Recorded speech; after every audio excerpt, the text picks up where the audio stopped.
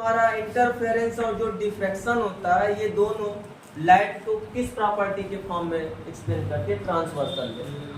Longitudinal भी माना जाता है और साथ में ट्रांसवर्सल। वेव दो तरीके की होती है, एक लॉन्गिट्यूडनल और दूसरा ट्रांसवर्सल। तो यहाँ पर ये जो दोनों फिनोमिनन है वो क्या प्रूव करता है कि लाइट लॉन्गिट्यूडनल ना होकर क्या है? ट्रांसवर्सल। ये बोलेगा कि व्हाट इज वेव फ्रंट, तो वेव फ्रंट एक ऐसा लाइन होती है जहां पे जितने भी पार्टिकल एग्जिस्ट करते हैं वो सबके सब सेम फेज में होते हैं। मतलब वेव फ्रंट एक ऐसा हमारा प्लेन है जिसपे जितना भी पॉइंट एग्जिस्ट करेंगे, पॉइंट का मतलब जितने भी पार्टिकल एग्जिस्ट करेंगे वो सबके सब क्या होंगे? सेम फेज में होंगे। तो अगर तुम्हें लिखना होगा वैसे क्या लिखना है ये नहीं पूछेगा कि वेव फ्रंट क्या है, लेकिन उसका एक्सप्लेनेशन कहीं ना कहीं यूज कर देगा। तो वेव फ्रंट का मतलब ये है कि एक ऐसा सरफेस जहां पर जितने भी पार्टिकल्स हों वो सभी के सभी सेम फेज में हो, तो हम बोलेंगे कि ऐसा सरफेस को हम लोग क्या नाम देंगे? कर लो, हमेशा जब भी एनर्जी का ट्रांसफर होता है तो क्या होता है? Perpendicular to wave front. Wave front जैसा भी हो, एनर्जी का ट्रांसफॉर्मेशन हमेशा जो ट्रांसफॉर्म होगी एनर्जी हमेशा परपेंडिकुलर डायरेक्शन में होगी। किसके? वेव। अब ध्यान देना, यहाँ पहले हम वेव फ्रंट के बारे में समझते हैं कि ये क्या बोल रहा है। तो आओ देखते हैं वेव फ्रंट के बारे में। अगर हम कंसीडर कर रहे हैं क्या चीज? Point source. यहाँ पे हम एक पॉइंट सोर्स कंसीडर कर रहे हैं कि ये क्या कर रहा है? डिस्टरबेंस डेवलप कर रहा है। तो ध्यान देना, यहाँ वेव क्या होगी? जनरेट होगी, और जनरेट जो होगी वो हर डायरेक्शन में होगी। ये नहीं कि एक पर्टिकुलर डायरेक्शन में होगी। जो वेव जनरेट होती है वो अलग डायरेक्शन में। अब ध्यान देना, यहाँ पे जो वेव फ्रंट मिलेगा वो कैसा मिलेगा? स्फेरिकल। अगर पॉइंट सोर्स है तो वेव फ्रंट कैसा मिलेगा? स्फेरिकल। इसका मतलब जो हम ये बना रहे हैं सरफेस, इस पे जितने भी पार्टिकल्स हैं सबका सब क्या है? सेम फेज में। इनका अलग अलग फेज नहीं है, सबका क्या है? Same phase. इसका मतलब ये जो पैटर्न मिला इसको हम वेव फ्रंट नाम देंगे। दूसरा, बहुत सारे ऐसे वेव फ्रंट हैं, एक ही नहीं है, इनफाइनाइट वेव फ्रंट क्या करेंगे? एग्जिस्ट करेंगे। देखो दूसरा हम पैटर्न बना रहे हैं, ये दूसरा, ये भी हमारा क्या है? एक तरीके का ये भी हमारा वेव फ्रंट है। लेकिन ध्यान देना, इसमें जो पार्टिकल है ये आपस में सेम फेज में है। इसका पार्टिकल इसके फेज में नहीं है। जो इसका पार्टिकल है, जैसे मान जाओ ये 1 2 आपस में क्या है? सेम फेज में। यहाँ पे हम ले रहे हैं ए और बी, ये आपस में सेम फेज, लेकिन इनका कोई तुलना नहीं है। अगर तुम्हें बोल दे कि ये आपस में क्या है, बोलेंगे सेम फेज में नहीं है, क्योंकि ये अलग अलग वेव फ्रंट पे है। इस तरह से एक और वेव फ्रंट बनाया, देखो इस पे भी मैंने जितने भी पॉइंट लिया वो सब क्या होंगे? Same phase. इनको नाम दे रहा है पी क्यू, तो ये आपस में क्या है? Same phase. इनका इनके साथ कोई रिलेशन नहीं। हाँ, बट इतना रिलेशन है कि इनकी फ्रीक्वेंसी क्या हो? सेम। अब जैसे जैसे हम लोग क्या कर रहे हैं? दूर जाते जा रहे हैं, ये क्या हो रहा है? स्फीयर बढ़ता जा रहा है, और स्फीयर बड़ा होते होते होते होते एट अ लार्ज डिस्टेंस पे ये जो वेव फ्रंट मिला वो कैसा हो गया? प्लेन। कैसा हो गया? प्लेन। तो अगर पॉइंट सोर्स जो है, source as a large distance पे है, तो इस कंडीशन में वेव फ्रंट कैसा होगा? प्लेन। अब यहाँ पे देखो, ये फ्रंट, यहाँ पे जो भी पार्टिकल्स है सबका सब सेम फेज पे। ट्रेवलिंग इधर हो रही है, क्या चीज? वेव। इधर ट्रेवलिंग हो रही है। यहाँ पर एक और हम वेव फ्रंट बना रहे हैं। देखो इस पे भी जितने पार्टिकल होंगे सब क्या होंगे? सेम फेज पे। तो ये हमारा कैसा वेव फ्रंट है? प्लेनर। और ये हमारा स्फेरिकल। इसमें हम लोग लाइट सोर्स को कहाँ मान रहे हैं? लार्ज डिस्टेंस पे, जबकि ये हमारा क्लोजली ये। अब इस पे वेव फ्रंट है तो इस पे क्या होंगे? तमाम पार्टिकल्स होंगे। अगर ये तमाम पार्टिकल्स हैं तो सबके सब क्या करते हैं? वाइब्रेट करते हैं। वाइब्रेट करके ये क्या किए? अपनी एनर्जी को ट्रांसफर कर दिए। अपनी एनर्जी को क्या किए, ट्रांसफर कर दिए। इसका मतलब हर वेव फ्रंट पे हर पार्टिकल एक नया सोर्स जनरेट कर रहा है। इस वेव फ्रंट पे जितने भी पार्टिकल है एक नया सोर्स बन रहा है। इसके लिए अदर कोई सोर्स था, ये इसके लिए सोर्स का काम कर रहा है, इस पार्टिकल के लिए ये सोर्स का काम कर रहा है। इसी को क्या नाम दे रहा है, सेकेंडरी वेव फ्रंट का नाम दे रहा है। देखो इस पार्टिकल के लिए ये सोर्स का काम कर रहा है और इसके लिए कोई अदर क्रिया होगा। तो हर वेव फ्रंट पे जितने भी पार्टिकल्स हैं वो क्या कर रहे हैं, एक न्यू सोर्स का वर्क कर रहे हैं। वही बोला है ना यहाँ पे ध्यान देना, बोल रहा है कि according to Huygens principle each point of the wave front is the source of secondary disturbance and the wavelets emitting from this point speed out of all direction with the same speed of the wave. These wavelets emitting from the wave front are usually referred as the secondary wavelet. इस तरह से ये कैसा नाम दिया जा रहा है, सेकेंडरी का नाम दिया जा रहा है। And if we draw a common tangent to all these spheres, we obtain a new position of wave front at the letter of ठीक है। मतलब ये जो वेव फ्रंट मिल रहा है यहाँ पे हमें दिखाया गया है कुछ इस तरह से। ये हमारा t बराबर 0 पे था। जैसे ही t टाइम पे हमने देखा तो यहाँ स्पीड मान जाओ v है, तो क्या हो जाएगा, vt पे ये वेव फ्रंट मिलेगा, पुनः vt पे ये वेव फ्रंट मिलेगा। इस तरह से हर एक वेव फ्रंट एक नया सोर्स को क्या कर रहा है, जनरेट।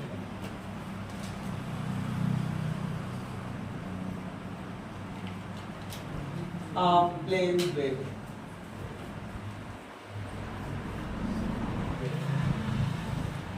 समझना। रिफ्रैक्शन को समझने के लिए यहां पे हम एक मीडियम लेंगे, ऊपर क्या लेंगे, रेयर अर्थ, नीचे डेंसर लेंगे। ये हम क्या कर रहे हैं, दो पॉइंट को सिलेक्ट कर रहे हैं। यहाँ पे ये इंसिडेंट हो रही है वेव, और यहाँ पे इधर इंसिडेंट हो रही है।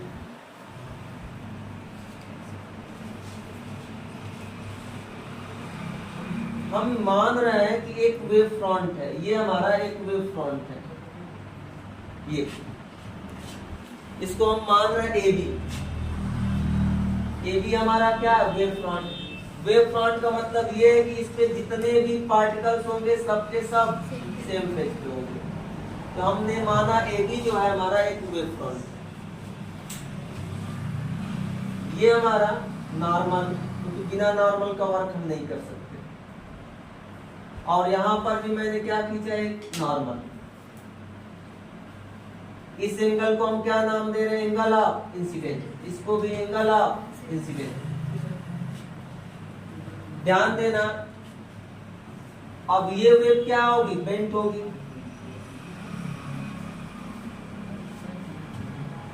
जब तक ये समझना, जब तक ये पार्टिकल यहां तक पहुंच रहा है तब तक ये पार्टिकल कहां होगा, यहां तक। मतलब पार्टिकल नहीं, वेव फ्रंट के बारे में बात कर रहे हैं। जब तक ये वेव यहां तक पहुंच रही है तब तक ये वाला यहां पे ट्रांसफर हो जाएगा, क्योंकि इसको एयर, ये एयर में डिस्टेंस ट्रेवल कर रहा है और ये मीडियम में डिस्टेंस ट्रेवल कर रहा है।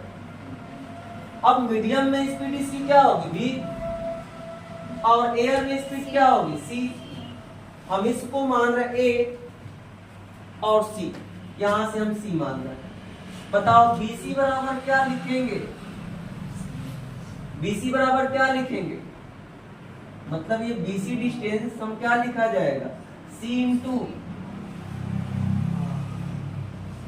Into T। अरे स्पीड है और टाइम क्या लग रहा है, T। वही उतने ही टाइम में जो यहाँ का वेव फ्रंट था, जो यहाँ पे था पार्टिकल, वो कहाँ ट्रेवल कर गया, यहाँ पे। अब ध्यान देना, इसको हम नाम दे रहे हैं, E का नाम दे रहे हैं, क्योंकि नाम यहां देना पड़ेगा E। यहां पे हम क्या किए, खींचे इसको। यहाँ पे मिला दिया। ये भी वेव फ्रंट ही है। जितने भी इस पे पार्टिकल है सबके साथ सेम फेज पे है।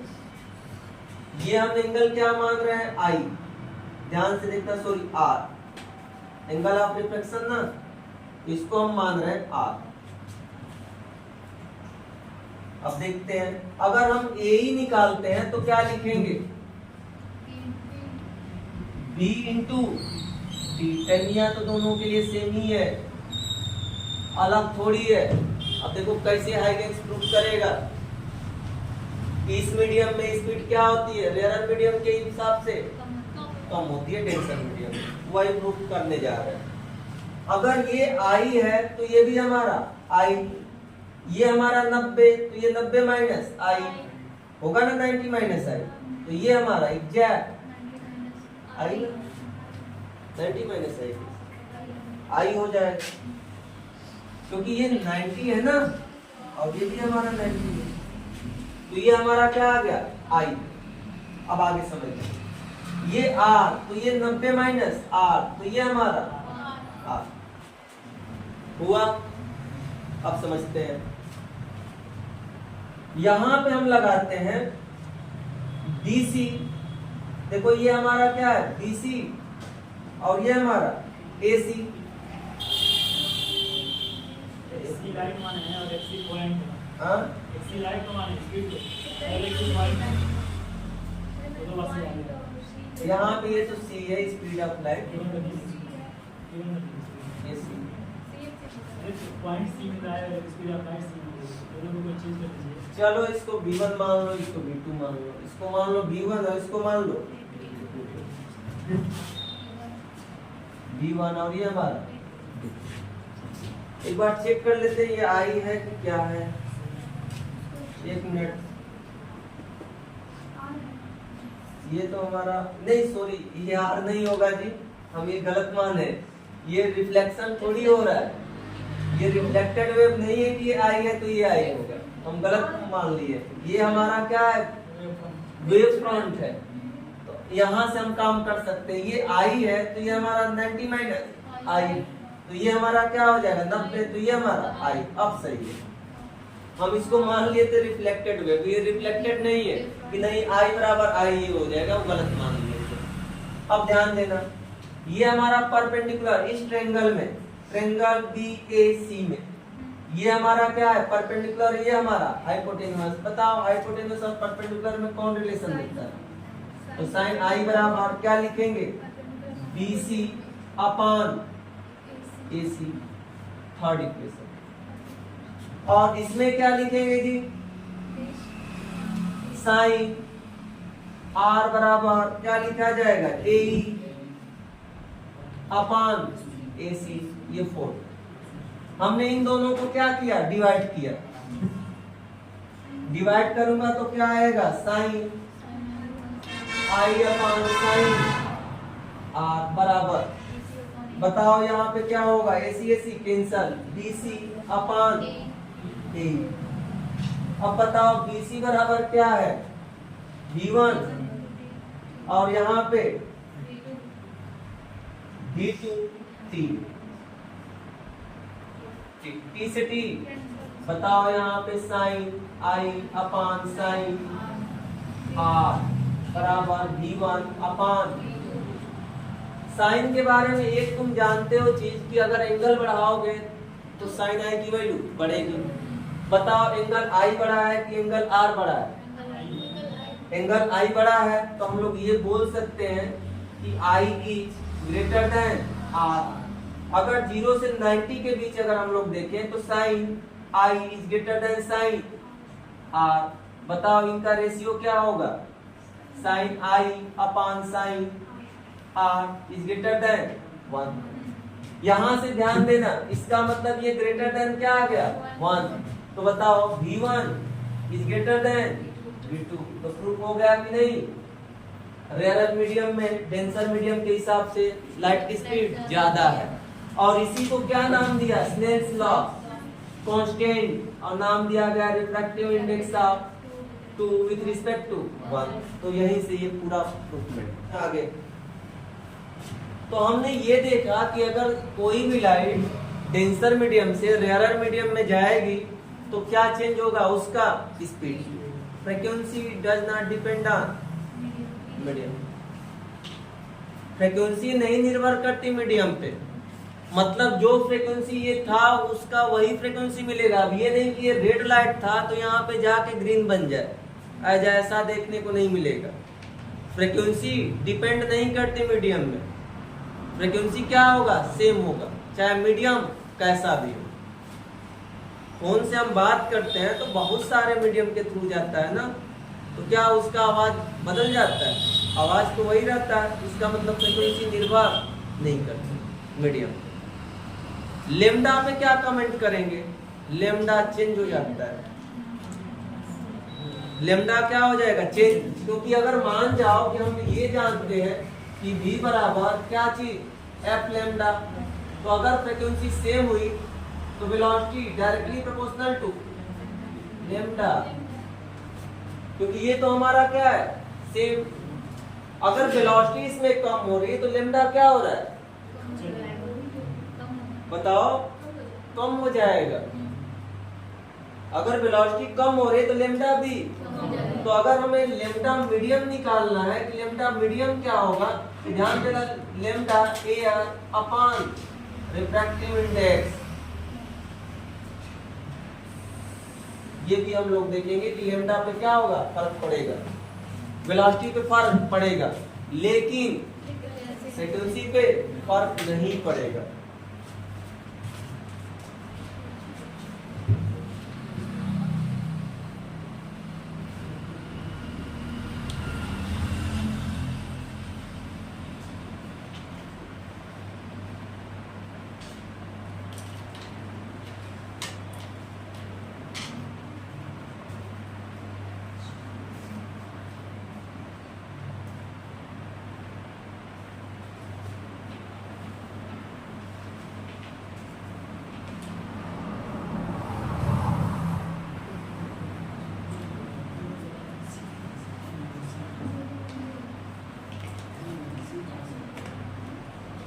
देखो इधर पीछे दिया है एक लाइन, हाईलाइट कर लेना ताकि बोलोगे तो यहाँ पे the above equation implies that when wave refracted into a denser medium the wavelength and speed of propagation decreases but frequency remain same. Frequency क्या होती है, सेम रहेगी। नहीं मिला? अरे यहाँ पे हम क्या लिए कि यहाँ पे एक मीडियम ले लिए, ऊपर हम डेंसर ले ले रहे हैं। इस बार यहाँ पर भी क्या हो रही है, एक वेव फ्रंट आ रहा है।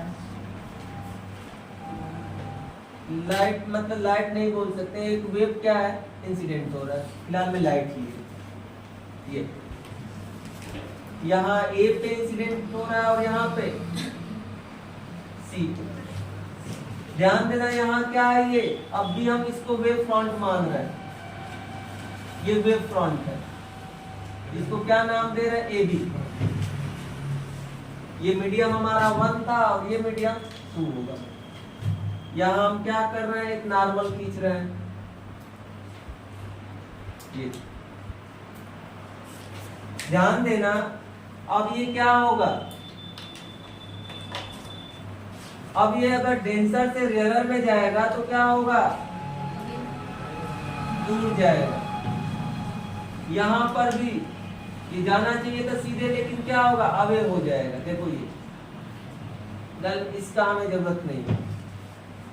अब ध्यान देना, जितने टाइम में ये पार्टिकल यहाँ तक पहुंच रहा है उतने टाइम में ये कहीं यहाँ तक पहुंचेगा और यहाँ पे हमारा क्या मिलेगा, ये एक वेव फ्रंट। ये क्या नाम दिया है यहाँ पे, ई। चलो ई नाम देते हैं। ये भी हमारा वेव फ्रंट है। बताओ, अगर हम बात कर रहे हैं यहाँ पे BC का, क्या लिखा जाएगा, हम इस मीडियम में स्पीड क्या मान रहे हैं, v1, तो क्या लेंगे, v1 इंटू टी, एक इक्वेशन।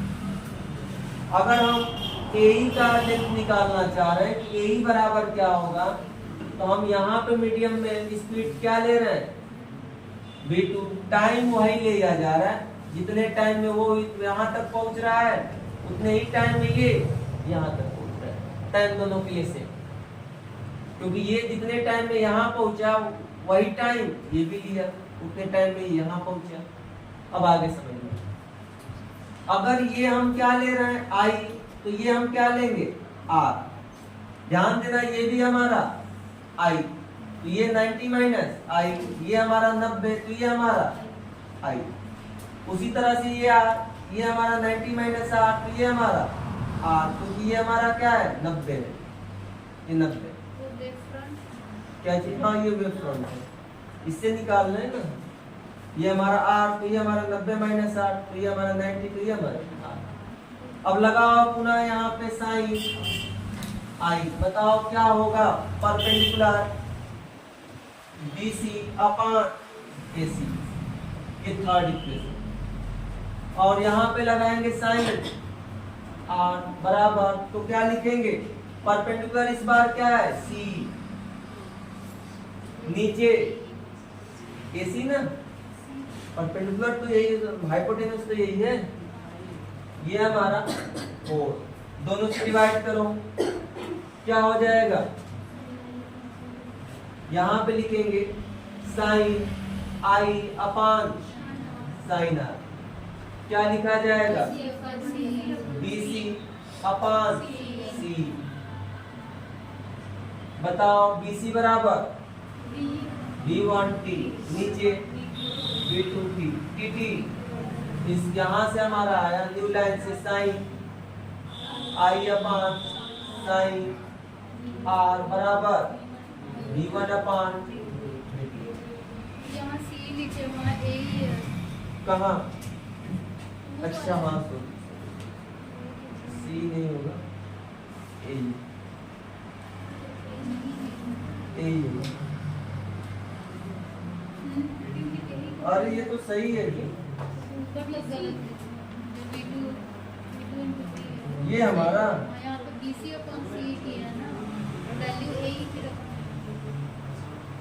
C सही तो है, लेकिन जैसे यहाँ पे C के इक्वल्स टू V2 इनपुट किया और ऊपर A है ना। अच्छा हाँ ये एक्चुअली यही है, सही है, ये यही है, ये क्या हो जाएगा, क्योंकि इसके हिसाब से ये परपेंडिकुलर है।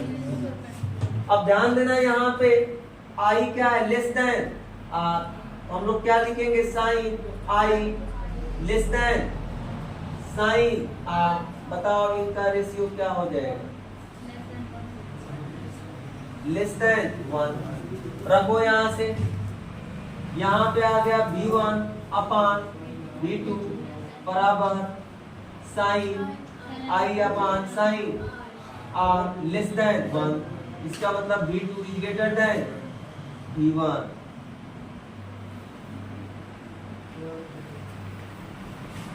V2 क्या होगा, ग्रेटर देन V1। एयर में यार अगर हम बोलेंगे रेयरर में स्पीड डेंसर की अपेक्षा क्या होगी, ज्यादा होगी, यहाँ से भी वही प्रूफ हो रहा है और वहां से भी